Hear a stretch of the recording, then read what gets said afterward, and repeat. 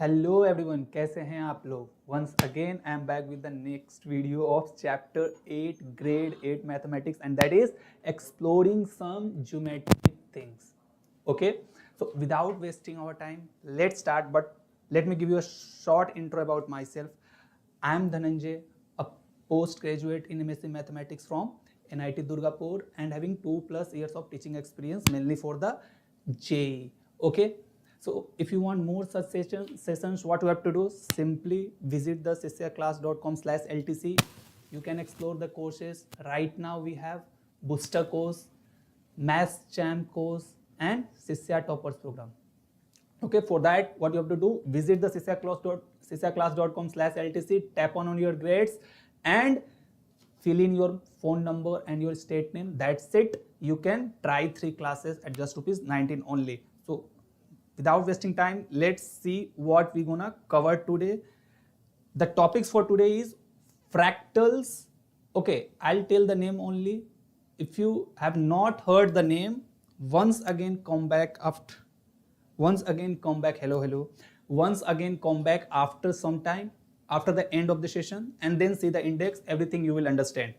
What are fractals, Sierpinski carpet, Koch snowflake, visualizing solids, faces, edges and vertices. I think everyone knows this. For solids everyone knows. We will see for the prisms and pyramids.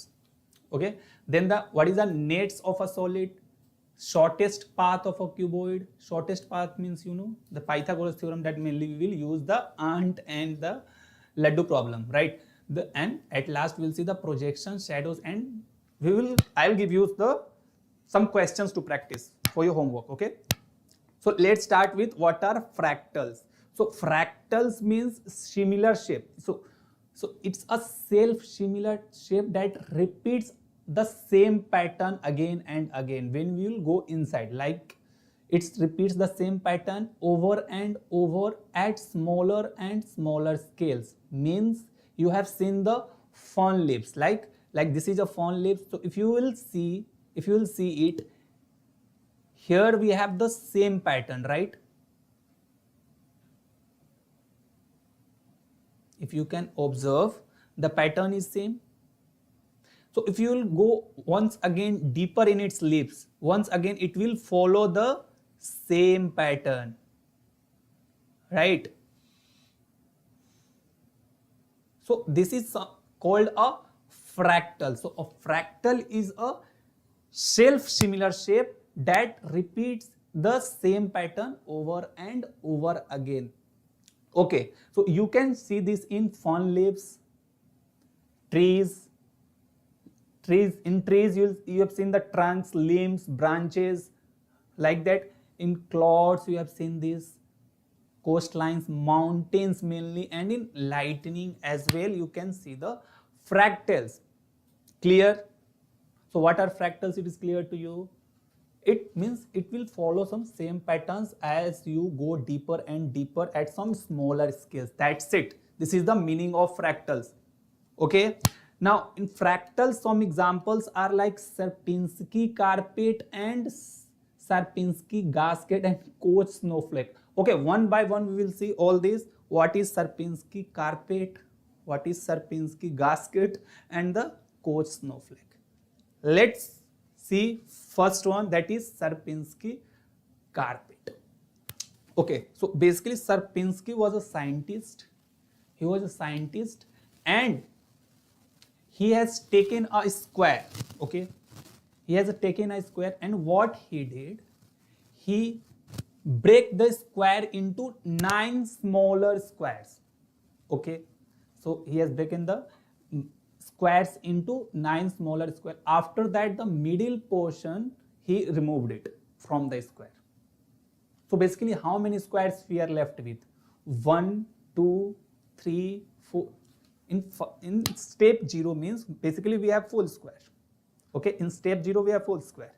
In step 1, what he has done, he has break the squares into the 9 squares. Okay, now in this step he taken out 1 square, the middle one. Okay, so how many squares we are left? 1, 2, 3, 4, 5, 6, 7, 8. Means in this step 1 we have 8 squares. Now in the next step what you have to do, for each square, her square के लिए आपको फिर से 9 squares में break करना है, and middle square you have to remove again and again. For each square, once again I am repeating, for each square you have to remove the middle one. So in the next step the question is how many squares are left? We will answer this. How many squares are left? This is the step 2. Then we have step 3. Again in step 3 what I'll do, I'll just break this square, the smaller one square, I'm zooming this square like this, okay, into 9 simpler squares, and then remove the middle portion. Okay, so how many squares again we are left in step 3?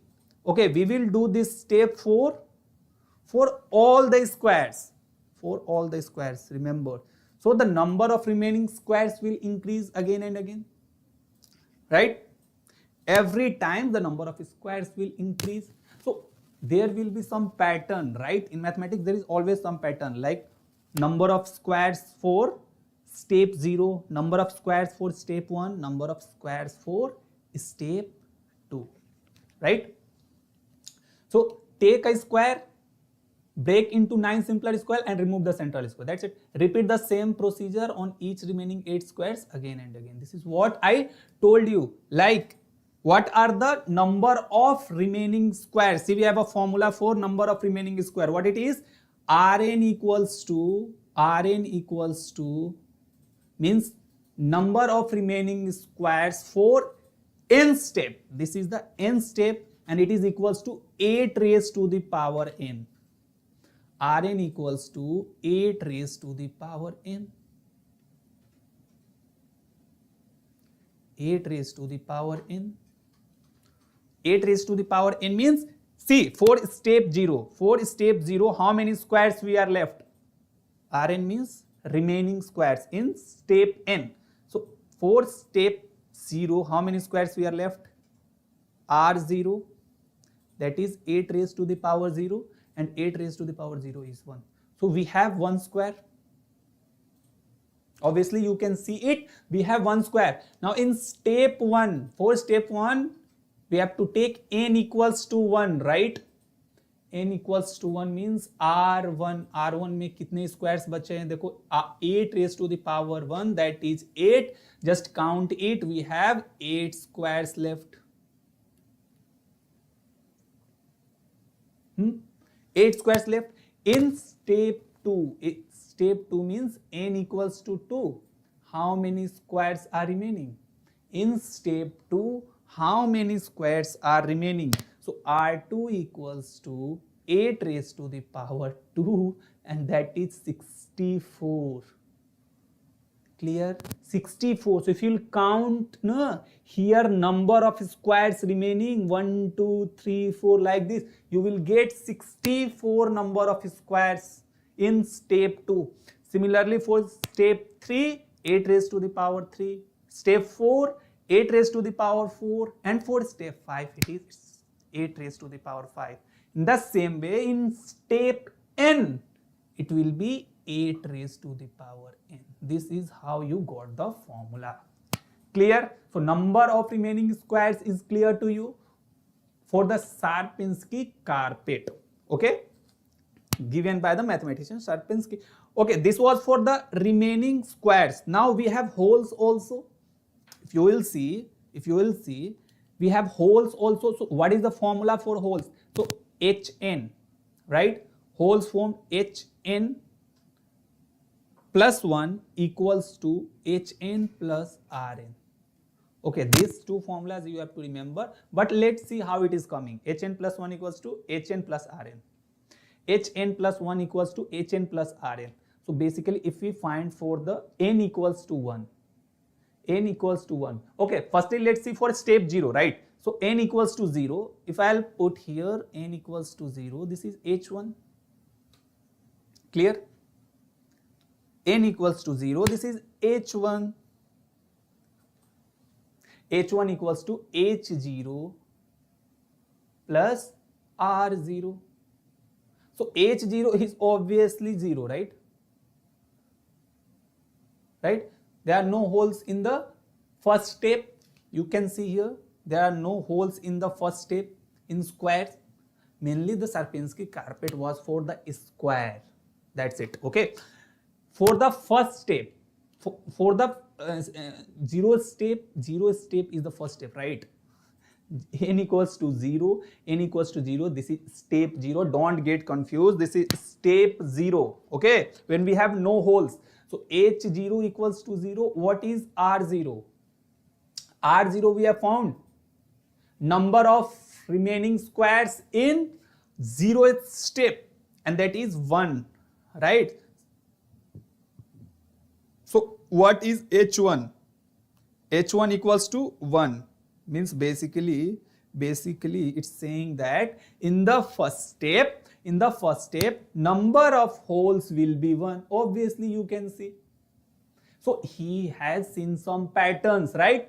Every time he is getting the number of holes, that is hn plus 1, it is equals to hn plus rn.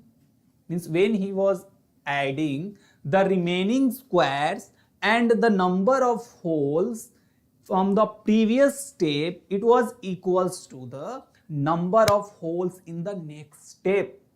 This is what he has observed.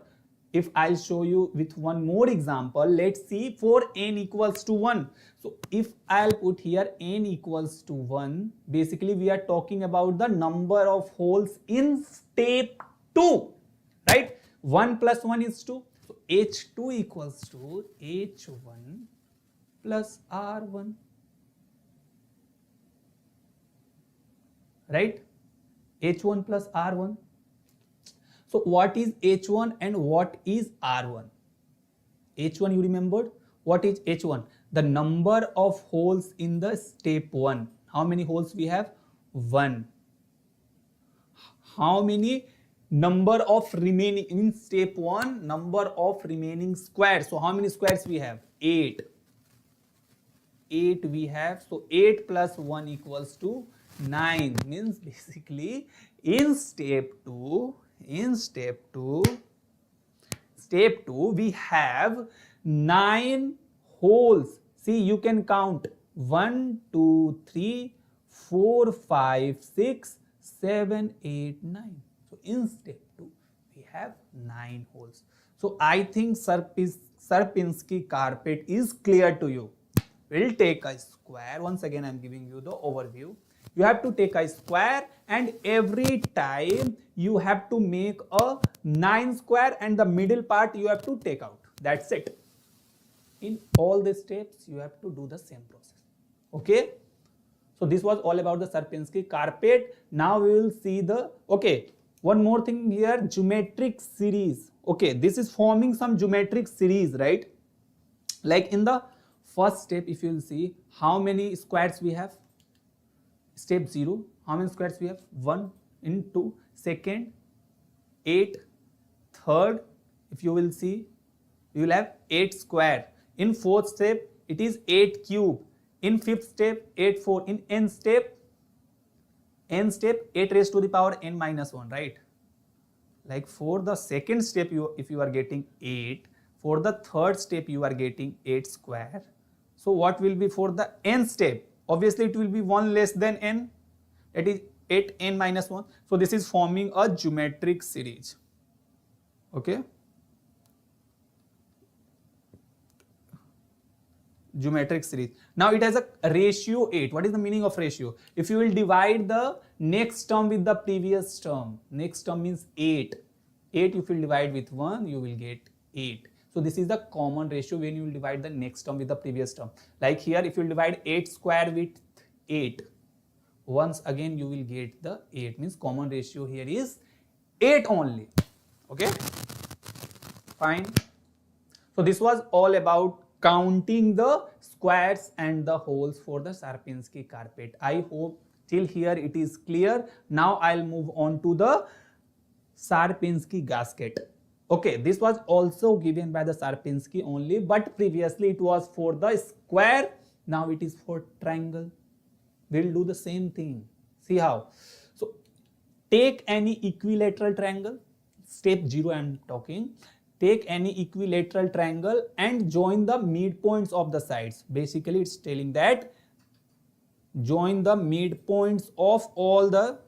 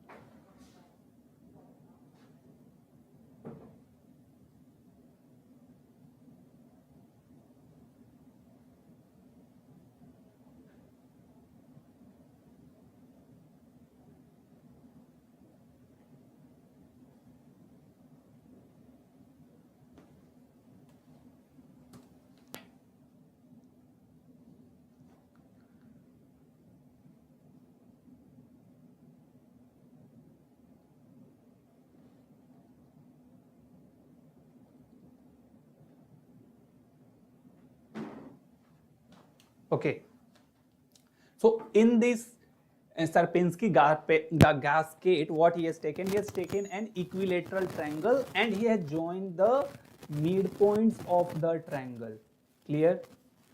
The midpoints of the triangle. So when you will join the midpoints of this triangle, what you will get? See here. Once again,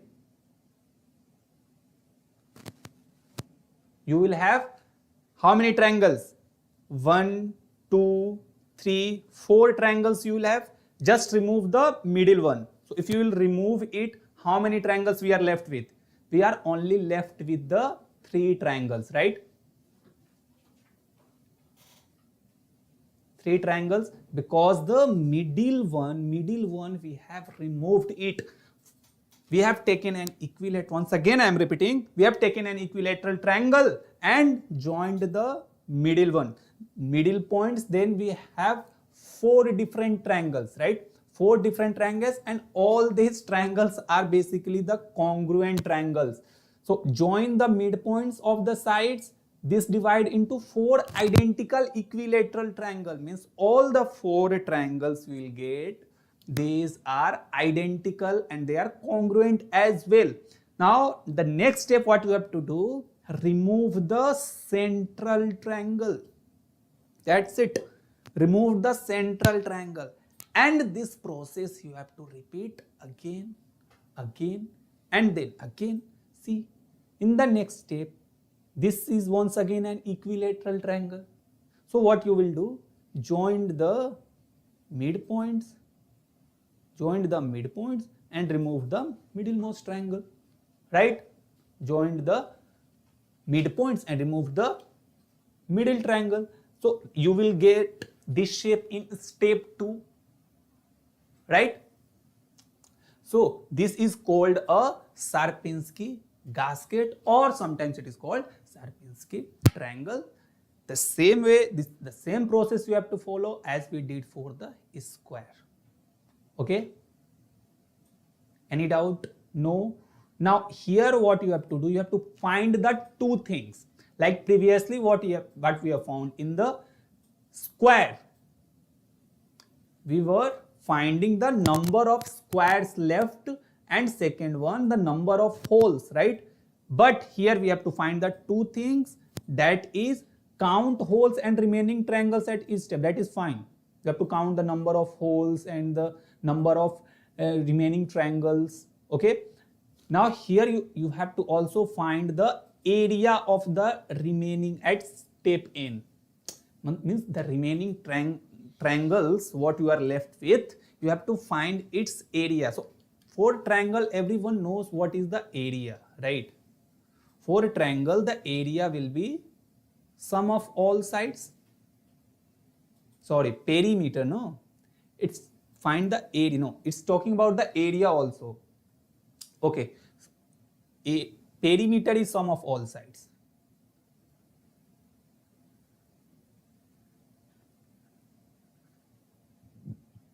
Right, perimeter is sum of all sides. Okay, clear? This is what you have to do, and you have to also find the area of the remaining at step n. This I think you can do it. See how I am telling you. See, in step 0 when you are removing the one triangle, so if you want to find the area of the remaining portion, no, then from the bigger triangle just remove the area of the triangle that you have removed. That's it. This will be the area of the remaining figure. Okay, but for that you have to know the areas. Okay, because all triangles will have same areas, right? So divide it by 4. When in the first step, when you will divide it by 4, divide by 4, you will get the all 4 triangles areas. Now just subtract one triangle's areas, you will get the remaining part areas. Okay, that is what you have to do in finding the areas. So this was all about the Sierpinski gasket. Now I'll move on to the next part. Here moving on is easy. Okay, like coach snowflake. Coach snowflake means this is also a example of what? Tell me. This is also, okay, see, this was the name given by the coach, von Koch. Actually, this is a mathematician name. So, coach snowflake, this says that when we have a, let's say we have a triangle we have, okay. Now, in triangle, start with an equilateral triangle and divide into 3 equal parts. Means basically it's saying that for one side what you have to do, you have to divide the one side into 3 parts. Okay, like triangle I have taken and I'll divide it into the sides into 3 parts. Okay.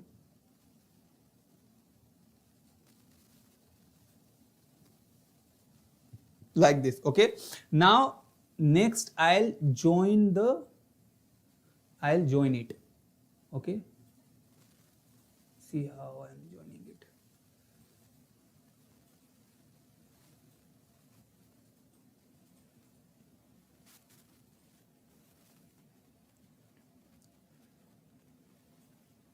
So this will make some pattern, right? So every time what you have to do,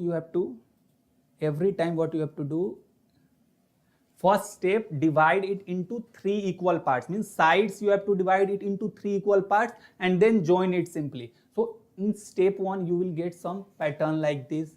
Next step also you have to do the same thing, because every time we have to repeat the pattern. See here how many sides we have. This is we have to find. Okay, I'll find it using some patterns and using some formulas that we have observed, or some von Koch observed how many sides we are left with. Okay, so see here in this side also what I'll do, I'll break it into 3 sides. Okay, 3 equal sides here also, 3 equal sides like this, and after that I'll join it.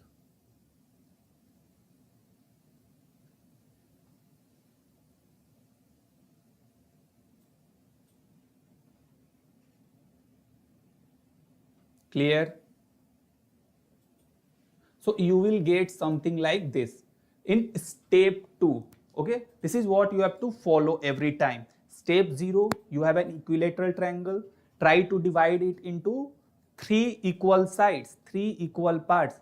Now raise an equilateral triangle over the middle part, then remove the middle part. Okay, it's saying that make an equilateral triangle here and remove the middle part. That's it. Okay, so this is clear to you what is coach snowflake. Okay, now in this you have to find the three things, that is number of sides and number of sides and the perimeter. Two things basically you have to find: how many number of sides we have and perimeter. So for a triangle we know what is a perimeter. Obviously sir, we know for triangle the perimeter equals to sum of all sides, but here it is not that simple. Perimeter of all sides, because the number of triangles we have to count first, no? Sum of all sides. Okay, perimeter equals to sum of all sides, but to find the perimeter, firstly you should know the number of triangles, no? So how you find the number of triangles or number of sides we have?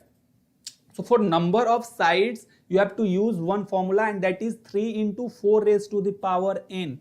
That is number of sides. Number of sides equals to 3 into 4 raised to the power n. Let's verify using some examples. So see, these examples we have in step 0. Start with step 0. For step 0, what you have to put? N equals to 0, right? Yes sir, n equals to 0 we have to put. So number of sides equals to 3 into 4 raised to the power 0, and that is, what is 4 raised to the power 0? It's a 1, right? So 3 into 1, that is 3. Now observe how many sides we have in step 1. 1, 2, 3, 3 number of sides. So I think this formula is working for the step 0. Let's check for the step 1. So n equals to 1, right? N equals to 1, if you will see, this is 3 into 4 raised to the power 1. 3 into 4 raised to the power 1, that is 12. So let's count for the step 1. Okay, for step 1, if you will observe, step 1, how many sides we have? 1, 2, 3, 4, 5, 6, 7, 8, 9, 10, 11, 12. Yes sir, for step 1 we have 12 number of sides. It's also working sir. Now next, for n equals to 2. For, I think it is visible, yes. For n equals to 2, we have 3 into 4 raised to the power 2. That is 48. Yes, 4 square is 8, right? 8, 16. So this is 4 square into 3, 48.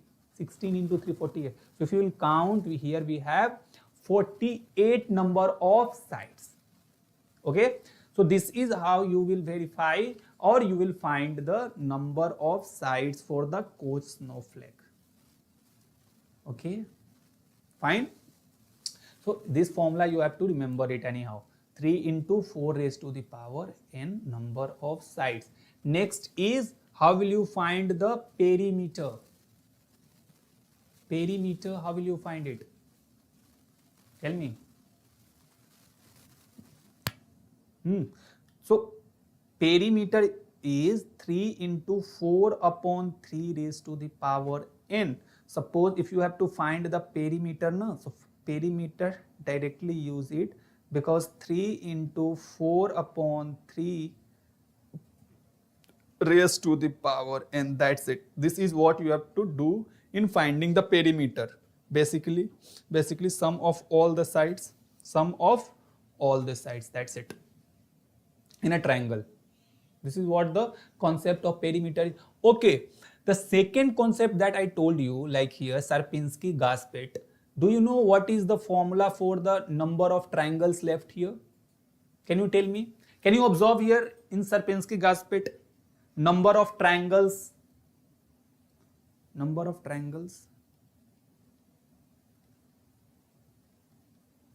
number of triangles. How many triangles we have?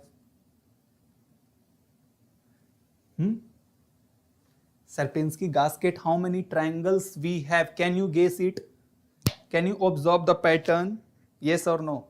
See, in the first step 0, how many triangles we have? 1. So step 0 we have 1 number of triangles. In step 1, how many triangles? 3 triangles. In step 2, how many triangles? Sir, 1, 2, 3, 4, 5, 6, 7, 8, 9. Means in step 2, we have 9 triangles. So can we say that for nth step, we have 3 to the power n number of triangles left? So the number of triangles equal in Sierpinski gasket equals to 3 to the power n, where n denote the number of steps. That's it. This is how you can observe it. Okay, you can make the formula by your own also. So this is done. Sierpinski gasket, Sierpinski carpet, Sierpinski gasket, and the third one was Koch snowflake. Right? We are done with these 3. Sides and perimeters I have covered. Now let's move on to fractals in some art also. Okay, you have observed the fractals in art also, like Kandariya Mahadev temple you have seen, like Nigerian Falani wedding blankets and NCERT smaller and smaller. That okay, this is some examples that we have of fractals. Okay, that's it. Okay, you can study all these things about the temples, wedding blankets, and this, the Dutch fractal art repeats identical lizard patterns at smaller and smaller. Okay. Obviously, these all are fractals because at the smaller scales also, if you will observe, if you will go deeper and deeper, you will observe the same pattern repeating. Okay, that is the meaning of fractal. That's it. Okay. Now let's come to the outline of a solid. What is the meaning of outline of a solid? See, when we see a solid object, any solid object, whenever we see, we are really seeing its profile from a specific viewpoint. Obviously, like when I am seeing this mobile phone, obviously I am seeing with some specific viewpoint, right? Like by side viewpoint, by top viewpoint, okay, by face on, like this. So there is some specific viewpoint of seeing any object, right? Like elephant, if you will see, looks totally different from different point of view, right? For front, if you will see, it will look different. From the side, if you will see, it will look different. From the top, if you will see, it will look different. So it will have different point of view. How we are seeing it, that matters. Okay. So this was all about the outline of any solid. It's basically talking about how we are seeing the solids. See, now what you have to do? You have to do it by yourself. Build your imagination here. I am giving you as homework. See. Okay, let me take one example from this, and other 3 examples you have to do it by yourself. See, mark an equilateral triangle side into thirds. Cut off each corner up to the marks. What shape appears? Do it. Okay. See what it's saying. Mark an equilateral triangle. Okay. We have an equilateral triangle. Okay, sir. We have an equilateral triangle. Now the next is saying mark an equilateral triangle sides into thirds. Okay. Sides into thirds. Okay. Sides into thirds.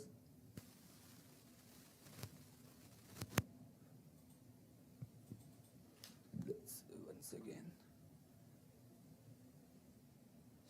Means in 3 parts you have to, what you have to do? Basically, you have to cut this triangle into 3 parts. Okay.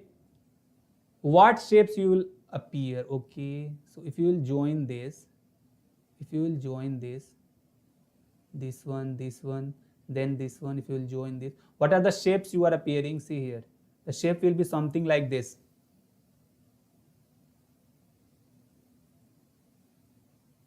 So what is the name of this shape? Can you tell me? How many sides we have? 1, 2, 3, 4, 5, 6. 6 number of sides. Before seeing the answer, always try to draw it by yourself. 6 number of sides. So what is the name of the 6 number of sides here? Hexagon. So the name of the shape will be the hexagon. Okay. So this one I have covered. First one, third one and the fourth one, you have to visualize it by yourself. See, mark a square sides into thirds. Then we have cut up 4 corners of an imaginary square. Same thing you have to do. Okay.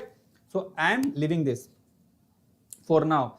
Now the next is square outline, circular outline, triangular outline, rectangular one way, circular another, circular one way, triangular another, and pentagonal one way and rectangular another.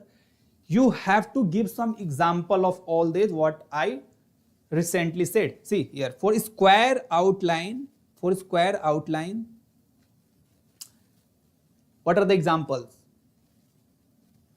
So see here, for square outline, everyone have seen the cube, right? Cube is something like this.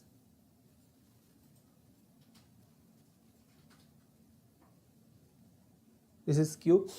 So for square outline, if you will see from the face on angle, you will see the square only, right? If I am standing here and I am seeing this cube, so what will be the shape of the cube? Obviously it will be a square. So example of square outline is cube. For circular outline, everyone have seen the sphere. It will be a sphere, right? It will be a sphere. But if you see from the end on point of view, cylinder will also work. Cylinder. From the top view, if you will see, the circular view will be a cylinder. Obviously, if you see cylinder from the top, it is a circular shape, right? Next is the triangular outline. Obviously we can see the cone. So if you will see the cone by side view, it will look like a triangle, right? From side view, if you will see the cone, it will look like triangle. Yes or no? Next is the circular one way and a triangular another. Like once again it is a cone. Like side view, if you will see, it will look like a triangle, obviously. Now from the bottom, if you will see, from the bottom it will be a circular, right? From the bottom or from the top, whatever you will say, from the top also the cone will look circular. Okay. Now next is the pentagonal one way. So pentagonal prism is the example for pentagonal one way and the rectangular another. Means for different view you will get the different shape. This is what it's trying to say. So you have to visualize it. That's it. Next is making a solids. So solids like cuboids, parallelepiped, cylinders, cones, prism, all these are some examples of solids that is made of some foldable flat surfaces. Flat surfaces means, once again I am seeing the mobile, this is a cuboidal shape, right? Obviously it's a cuboidal shape. So this is a flat surface, this one is a flat surface, this is a flat surface, this is a flat surface, flat surface, flat surface. So obviously it is made up of some flat surfaces, right? So if I'll unfold it now on 2D, if I'll unfold it, you'll get the flat surfaces. So obviously any solids is made up of flat materials with the help of some, obviously with the help of some flat materials it is made up of, like paper, cardboard and metal sheets. Okay. So all these cuboids, parallelopiped, cylinders, cones, prisms are made up of that only. So this is the shape of cuboid, cylinder, cone. Everyone knows that, triangular, pyramid, right? Everyone knows all these shapes. Cuboid, I think everyone is familiar with cuboid, cylinder, cone. These are very basic solids, right? Next is the faces, edges and the vertices. Terms are very simple. How many faces we will have, how many edges we will have, vertices and the, yes, faces, edges and vertices. So if you will see the cube or cuboid, take an example. Let's say I have taken a cube.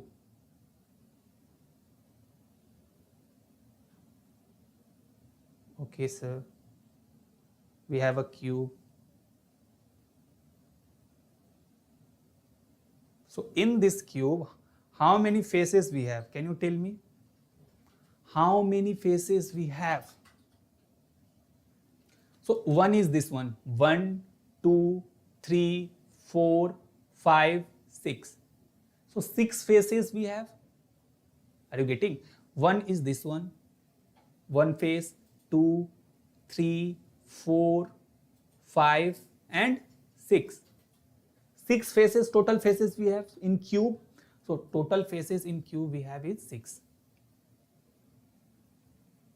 Can you tell me about the vertices and the edges? What are the edges? How many vertices we have? Can you tell me? How many vertices and the total number of edges? Yes, we have a formula also, but first of all tell me for the cube how many faces and how many edges and how many vertices.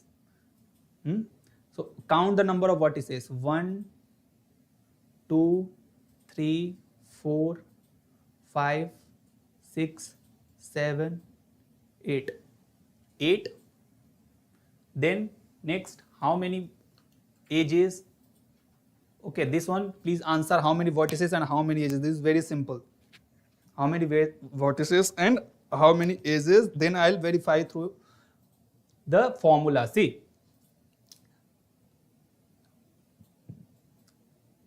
example I have taken for cube and cuboid. You can take for anyone. For prism, n-gon base. N-gon base means how many faces we will have, how many edges we will have, and how many vertices we will have. We have some formulas. Okay, for cube, cuboid, everyone knows.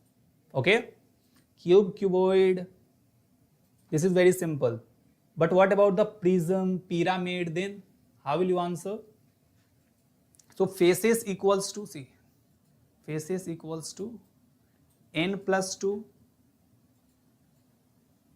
edges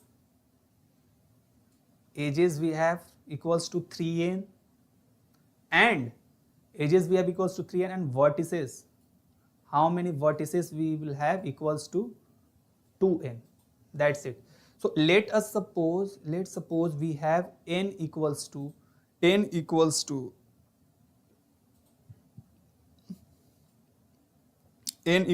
3.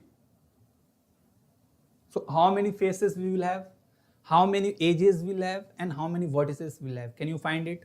Very simple. Just put the values of n here. So faces will be 3 plus 2, 5. 5. Edges will be, edges equals to 3 into 3. 9 edges. What will be the vertices? Vertices equals to 2 into 3. 6 vertices. Very, very easy. Very, very easy, right? Let's say n equals to 4. So how many number of faces we have? So faces equals to 4 plus 2, that is 6. 4 plus 2 equals to 6. How many edges we will have? Edges equals to 3 into 4. 12 edges. And how many vertices? Vertices will be 2 into 4. That is 8 vertices. That's it. For cube, right? For cube. we can get 6 edges, 6 faces, 12 edges and 8 vertices. This all you can verify by yourself. So formulas, please remember, for prism we will have faces n plus 2, edges 3n and vertices 2n, and for pyramid faces n plus 1, edges 2n and vertices n plus 1. That's it. Okay, now let's come to the prism and pyramid. I think everyone is confused. Let's see. Prism, very simple. See, prism and pyramid is, so two congruent polygons faces, edges connect corresponding vertices, all other faces are parallelograms named by base. Okay, first of all, any prism's names are given by the name of the base. If it has triangular, it is called the triangular prism. If its base is pentagonal, it's called a pentagonal prism. If its base is hexagon, it has a hexagonal prism. Clear?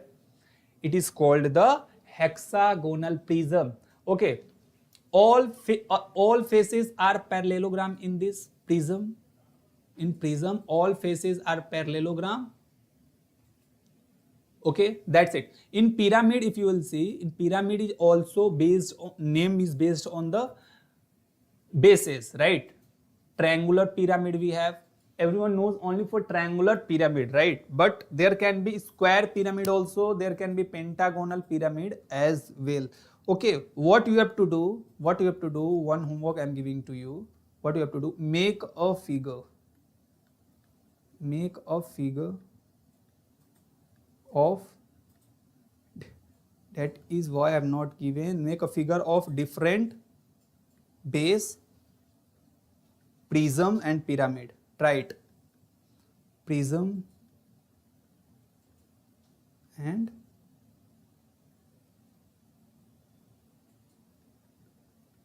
pyramid. Make all the figures for triangular prism, pentagonal prism and hexagonal prism, and the next one is the triangular pyramid, square pyramid and the pentagonal pyramid. Okay, please do it. Now I'll come to the nets of solids. Nets of solids means when you will unfold any solids on a flat surface. Okay, this is called the nets of solid. Like a net of solid is a flat shape that can be folded to form a solid. Either you unfold it or you will have a flat shape, okay, flat shape that can be folded to form a solid. Obviously the same thing, right? Same thing, no? Either you unfold it or fold it, right? The solid onto a plane. Obviously, see for a cube, I am giving you an example, like for cube, when you will unfold it on a plane, when you will try to unfold it on a plane, cube is very simple, that's why I am giving the example of a cube only. When you will try to unfold it on a plane, so what are the shape you will be formed? Like this. Now the next question is, how many net for a cube have? How many net for a cube have?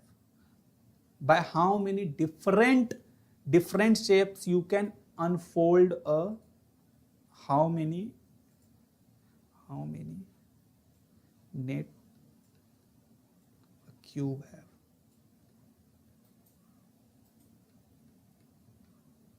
Means by how many ways you can unfold any cube. So the answer is 11, but you have to make it. Make all 11 different structures. Make all 11 different structures.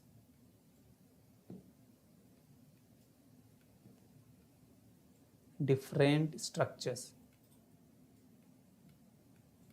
I'll not make 11. You have to do it by yourself, okay? Do it. See, if by rotating or flipping, it will make the same shape, okay? By rotating or flipping. If it is making the same shape, then you have to not count that, okay? Clear? So This is what is given. How many nets does the cube have? Obviously, we will have 11 nets. Some examples is given to you, but remember that it is written like yes, two net counts as the same if one can obtain from the other by rotating or not flip.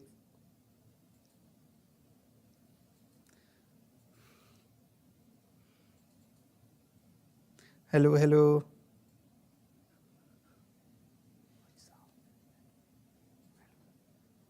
Okay, so the counts will not be there if you obtained by rotating or flipping the same shape. Okay, that's it. Okay, 11 nets you have to create. 11 nets, different nets for the cube.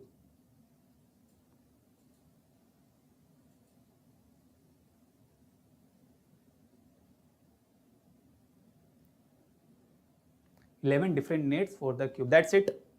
This was all about the nets of a cube. Now let's do for the nets of a regular tetrahedron. Regular tetrahedron. So tetrahedron is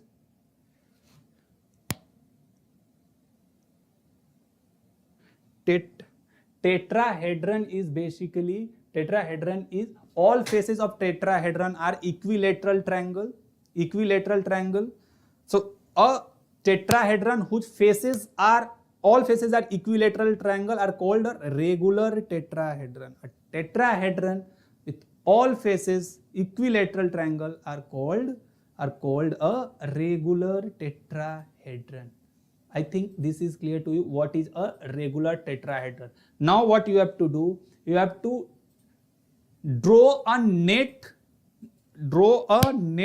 and fold an actual count out for the regular tetrahedron.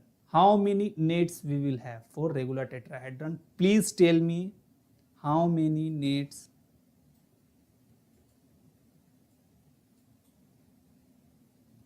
We will have for regular tetrahedron.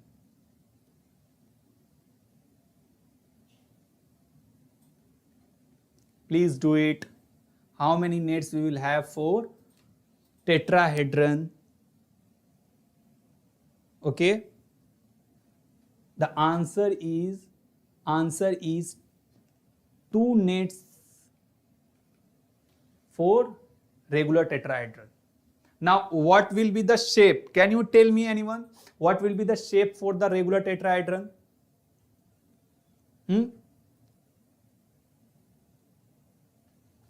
One is this one and the second one is its mirror image, right? The second one is its mirror image. You have to create it. Okay, mirror image, everyone knows how to create the mirror image. Please do it, try it. The net for the regular tetrahedron.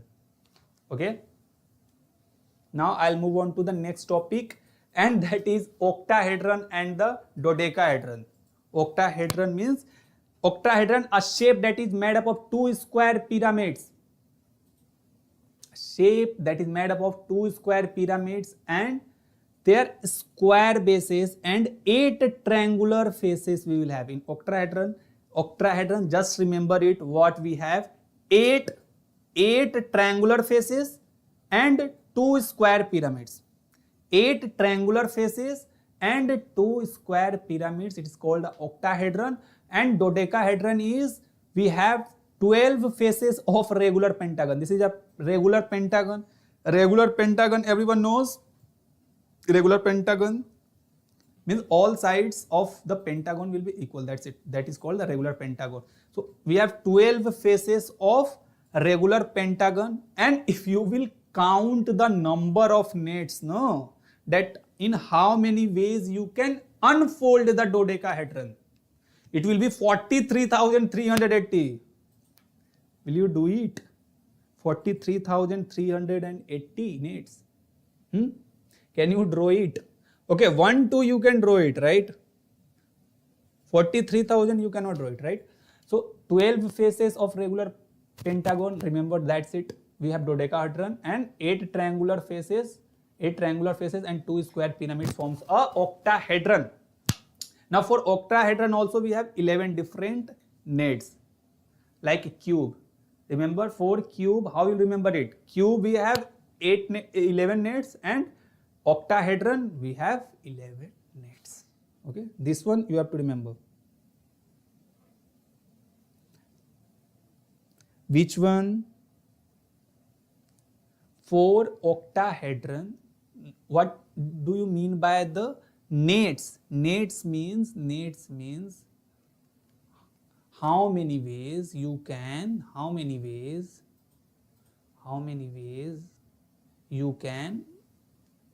unfold it. How many ways you can unfold any solids, okay? How many ways you can unfold any solids, but every time it should look different shapes should be different, right? By rotating or flipping it should not look similar.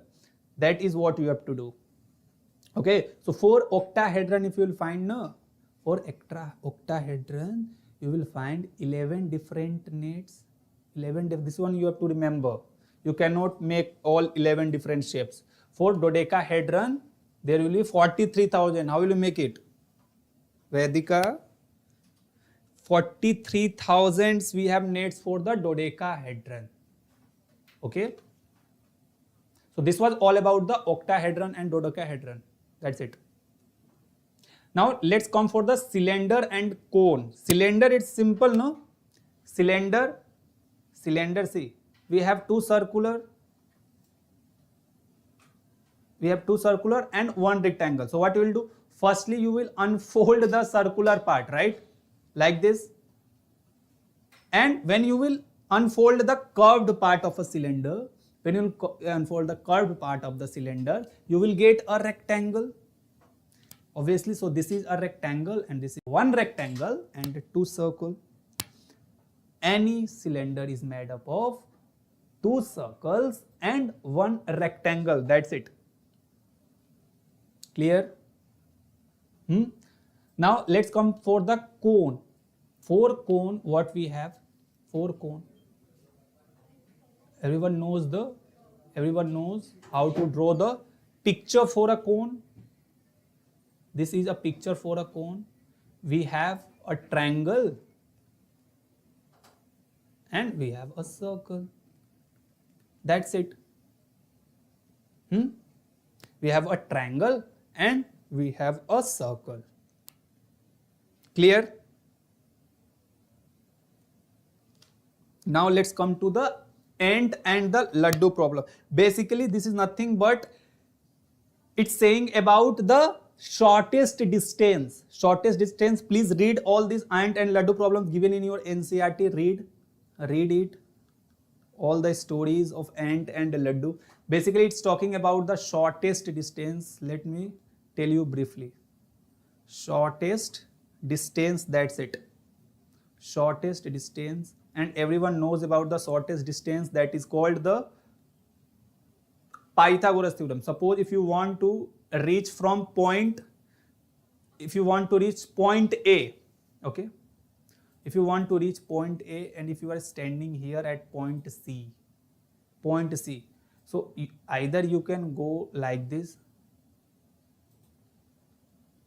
and then like this, but A, let's say this is B and this is C. You can go from C to B and then B to A, right? The destination is point A, but what will be the shortest path here? A to C directly, right? A to C directly. You can also go from A to C. So let's say this distance is 3, this one is 4. What will be the distance AC? What will be the distance AC? So obviously this AC will be the shortest path here.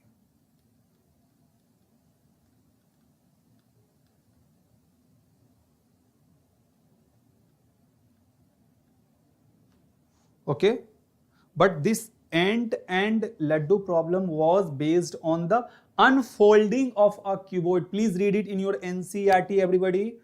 This was based on the This was based on the unfolding of a cuboid.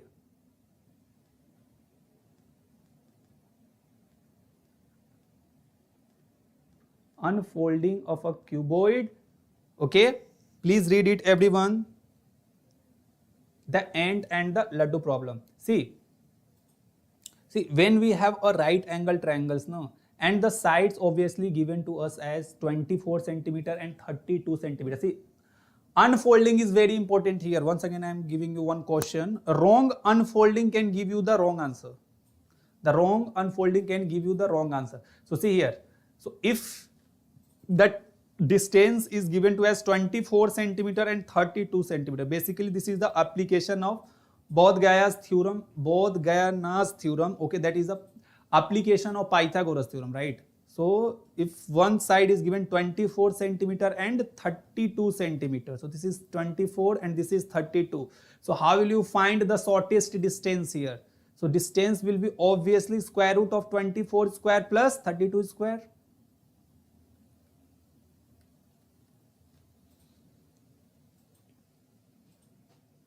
(24 square plus 32 square), right? So just add it, you will get 1600, and square root of 1600 is 40 centimeter. That's it. This is what you have to do in ant and the laddu problem. That's it.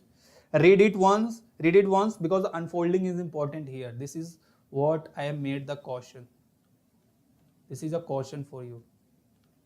A wrong unfolding can give you the incorrect answer because distance is important here.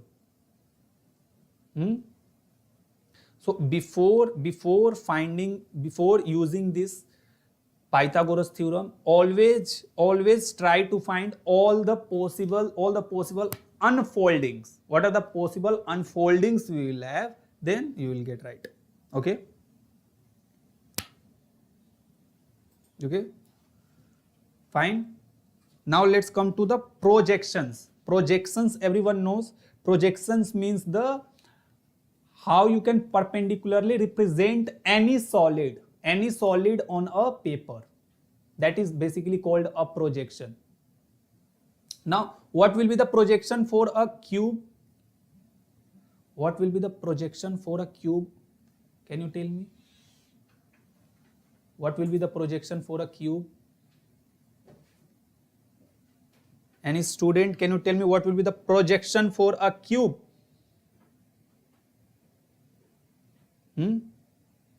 See, a projection will look at every point of the solids lands on a plane. Obviously, for different solids, we will have a different projections. For different solids, we will have a different projection. Projection, once again, I am repeating. Projections means basically the perpendicular representation of any solid on a paper. Okay? Clear? Okay, let's do with some example. Like I am giving you the front view, top view and the side view. Front view, top view and the side view. So obviously, like example, see here. Okay. See, for a cube, if you will see normally, if you will see, for cube, what will be the top view for a cube? Can you tell me? Top view. For top view, if you'll see, it's a square only. Obviously, it's a square. Side view is also a square. Side view is also a square. Top view, side view, front view. Obviously, it's a square. Now let's do another solids. For cone, if I'll take. Let's say if I'll take a cone. This cone. Okay. Can you tell me the side view? It will look something like a triangle, right? Triangle. What will be the top view here? Top view will be a circle. Top view is definitely a circle. So for different shapes, we can have different point of view. Obviously, if we have a different viewpoint, we will get the different shapes for the different solids. This is what it's trying to say: front view, top view, and side view. That's it. Okay, so I think this is clear to you. Now I'll move on to the shadows and projections. So mainly I have covered. It's basically the perpendicular projections I have covered. It's a perpendicular representation of any solids on a paper. Okay, so basically what you have to do, this is an activity given, like you have to shine a torch on any object, perpendicular to a wall. The shadows looks a lot like the object's projection. Obviously, when you will torch on any solids, so whatever the shadows it will show you on the wall, it's called a projection. Yes, it is called a projection. So that is only the perpendicular representation of any solid, no? That is on the flat surface or in a 2D plane, it is called a projection. Now, one activity you have to do, you have to try this. Cut out a parallelogram and view its shadow under the sunlight.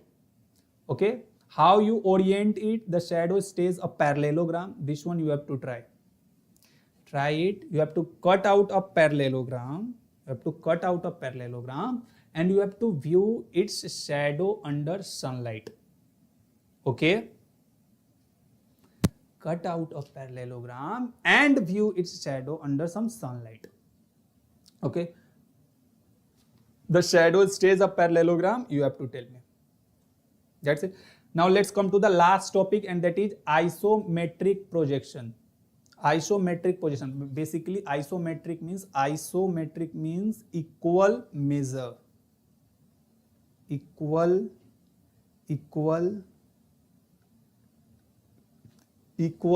measure.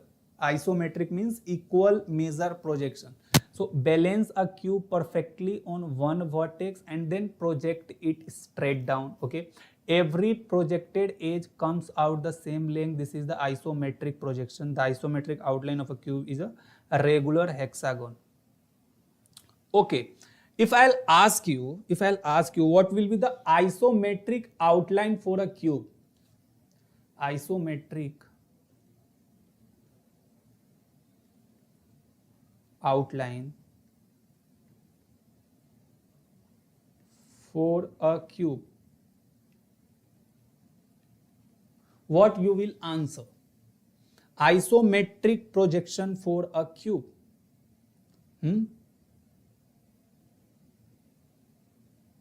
Isometric projection for a cube will be a regular hexagon. Regular means, why it is regular? Because all sides of a cube are equal, no? All sides of a cube are equal. That's why we are getting the regular hexagon. A regular hexagon. It looks like a regular hexagon, but if you will see the side view, top view, front view, from all the views, obviously it will be a cube. That's it. So this was all about the isometric projection. I hope this is clear to you. And these two things I am giving you as homework. You have to draw an isometric grid. Please do it by yourself. Isometric grid you have to draw, and some practice problems. I have given to you. 1, 2, 3 problem. 4 problems I have given to you. Please do it.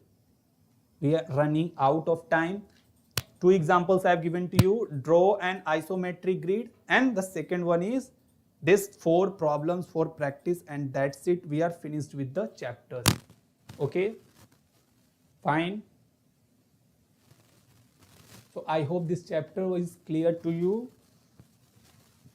Now, if you want more such interactive sessions, once again what you have to do, just visit the SISYA class courses. There we have many courses going on.